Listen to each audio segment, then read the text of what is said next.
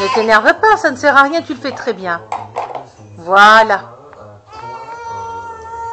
Ben, il est bien mis. Noémie.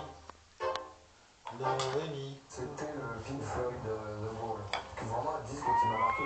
Qui a du mal, hein. Ben, elle le met bien, Yael, alors. C'était un des premiers disques concept. Puis c'était super bien foutu, quoi. À l'époque, ils étaient à la pointe de tout. On n'avait pas encore entendu ça, quoi. Fais doucement, Noémie, doucement, chérie. Doucement. C'est vraiment l'actualité. 100 ans de solitude de Gabriel Garcia Marquez. Donc il y a tout dans ce livre. On est emporté dans l'histoire, il y a de l'absurde, de l'aventure, du rêve, du délire. C'est complet, c'est con que j'ai pas écrit. C'est le nom des gens de Michel Leclerc. C'est un film drôle, intelligent, politique, dans le bon sens du terme. Il y a du fond et de la forme. C'est-à-dire la forme ne bouffe pas le fond, quoi, comme dans la plupart des films, malheureusement. Moi, c'est le film que j'attendais.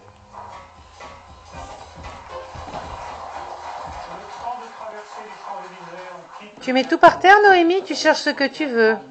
Qu'est-ce que tu veux, chérie?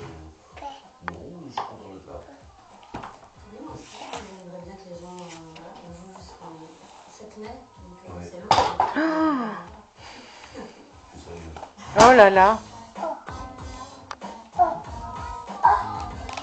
Elles sont toutes attirées. T'as vu les deux, hein, sont attirées par les petits livres là. Et d'Alain Françon qui met en scène 4 courtes pièces du Prince du Vaudeville, sachant que les pièces sont données alternativement, 2 par 2. Alors nous allons nous intéresser plus particulièrement au binôme formé par Léonie est en avance, mais ne te promène donc pas toute nue, c'est ce que je dis tout le temps à Audrey Diwan, malheureusement elle m'écoute, avec notamment Julie Zéry, Philippe Buquet, Arabelle. Avez-vous trouvé ça phénoménal ou avez-vous plutôt fait dodo? Pas mal. En fait, c'est le biberon qui...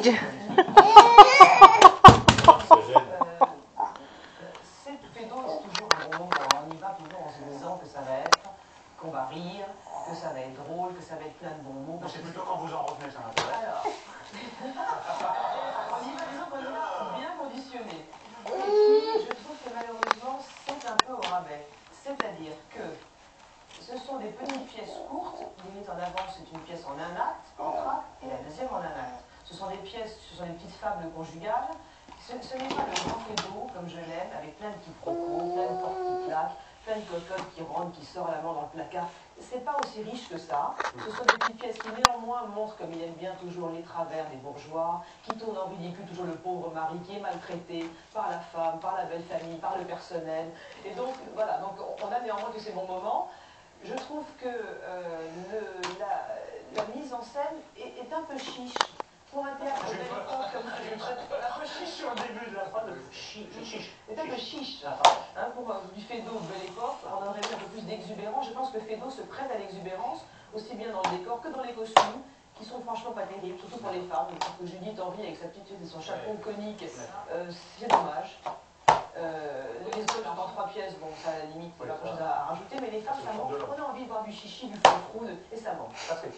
Oui, non, j'avais vu le recette du libre-échange par le même